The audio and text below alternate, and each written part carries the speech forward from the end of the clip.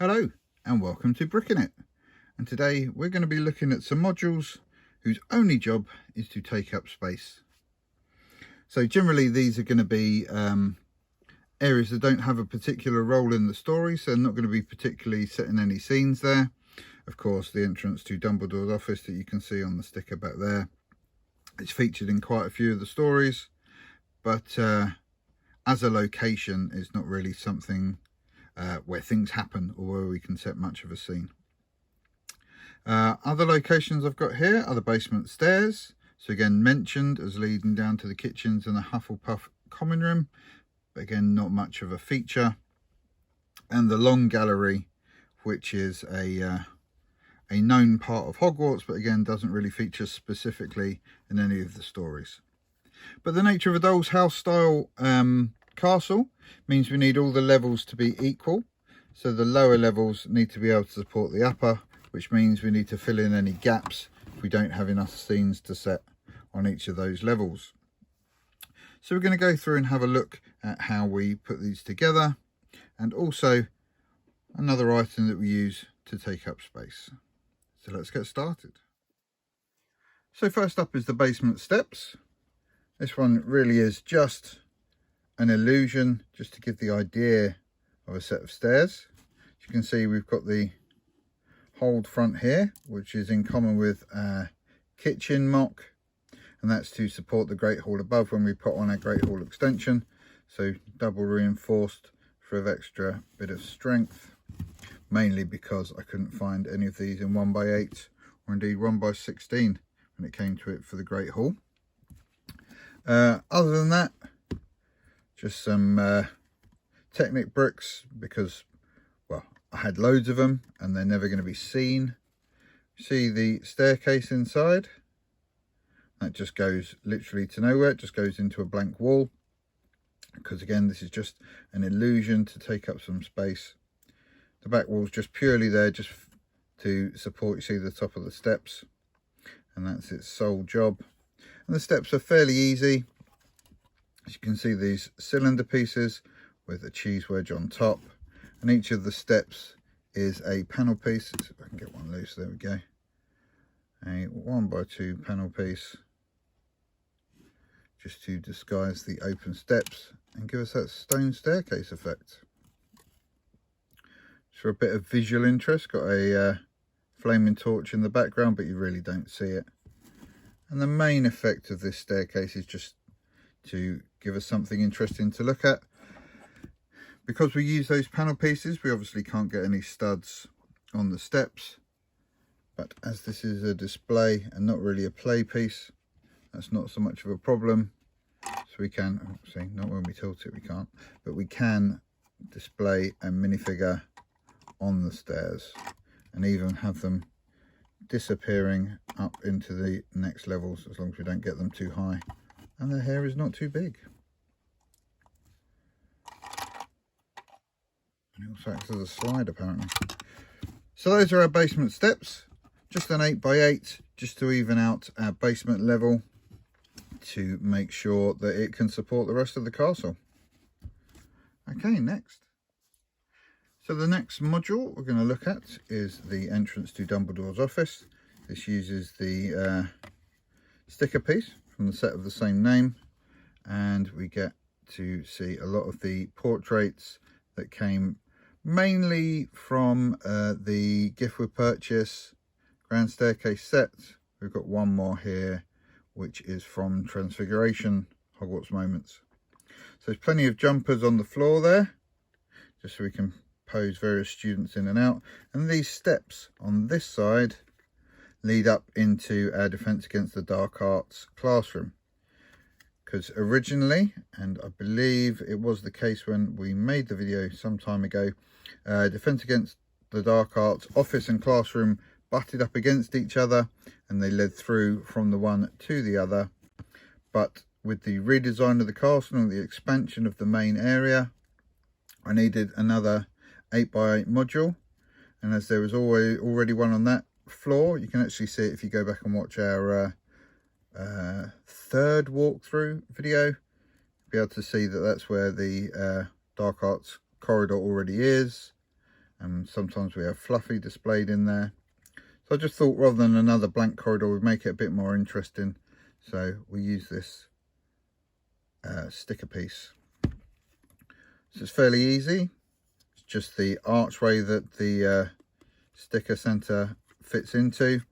But that's not the archway that you see at the front. That's built out of bricks using pillars supporting these or showing these portraits with just an arched brick on the top, just to give it a bit more depth, just so it actually looks like it goes off down into the corridor, and the shadowed artwork on the sticker really helps to sell that. So that's our second space module that lives on Defense Against the Dark Arts floor. Okay, so at the top of the castle, at the moment I had nothing to fill the space up with, so I decided to fill it up with what I've called the Long Gallery. So it doesn't necessarily look like any particular part of Hogwarts, it's just something of my own creation. We've got Charity Burbage, Muggle Studies professor, strolling down the corridor. And at the back here, you see we've got statues of each of the 4 founders. So I wanted to build these, matching the pieces from the Hogwarts Castle minifigs of the founders. They've all got all of the same pieces, but obviously just monochrome. That was a little tricky. As you can see, I haven't been able to get dark brown or a second different face for Gryffindor and Hufflepuff. But Slytherin's using the face off, I think it's the Mozart bust from the recent Muppets CMF set. It comes with Rolf, I believe, and Rowena Ravenclaw has got the chilled out face of a weeping angel. So each of our founders has got their crest above their statue, and these sconces are quite easily made just out of these quarter round 2x5x2, I believe, and they just go together to make nice little half cylinders. And that gives us, as you can see on this centre one, a nice cutout where we can stand a minifig. They're just the right height, and that just allows us to take them out of the corridor space, which again, good few jumpers scattered around just to allow plenty of minifigs to be posed in there. And that middle sconce has just been left open. I was thinking I might put the architect in there if I manage to get hold of that statue. And on the top there, I think I'll get one of the school crest stickers just to pop up there. I know I've got a couple in the grey, so I just need to find a grey pentagonal tile to stick them onto.